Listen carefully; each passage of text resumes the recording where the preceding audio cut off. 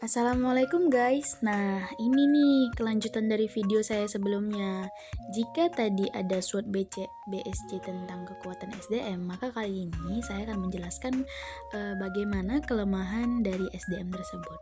Nah, lagi-lagi saya menggunakan bisnis Alia Ponsel untuk melengkapi pertanyaan-pertanyaan yang dipaparkan dalam kelemahan SDM. Yang pertama itu ada keahlian apa yang perlu ditingkatkan di organisasi atau di bisnis ini? Nah, yang pertama, saya menjawab menciptakan skill yang baru dan berkualitas. Lalu, memahami tujuan dan maksud dari konsumen. Kemudian, strategi pemasaran menggunakan teknologi. Nah, pertanyaan selanjutnya, sebutkan sikap dan perilaku yang menghambat dalam organisasi ini. Sikap yang kasar kepada pelanggan yang mengkritik, contohnya seperti itu. Lalu kemudian tidak peduli terhadap keluhan pelanggan.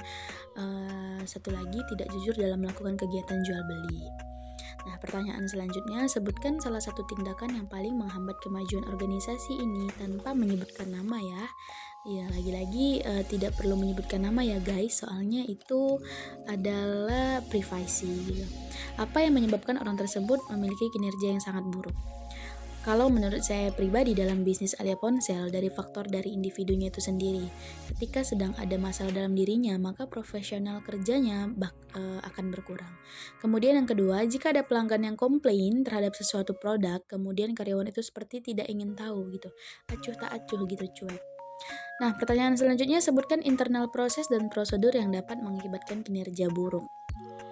Yang pertama ada kelalaian dalam bekerja, kemudian mengungkit apa yang sudah dikerjakan, lalu tidak menerima saran dari pelanggan. Itulah salah satu contoh dari bisnis Alia Ponsel yang saya lakukan.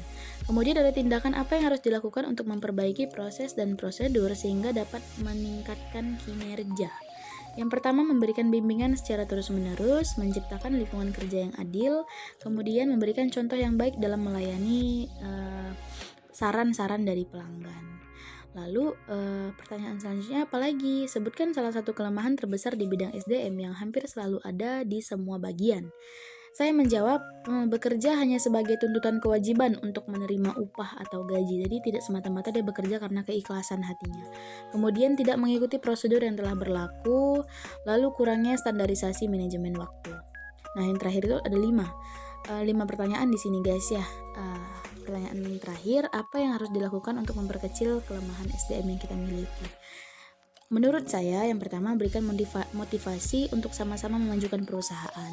Lalu kemudian yang kedua, bimbingan dan arahan dalam mengikuti seminar-seminar peluang-peluang bisnis begitu.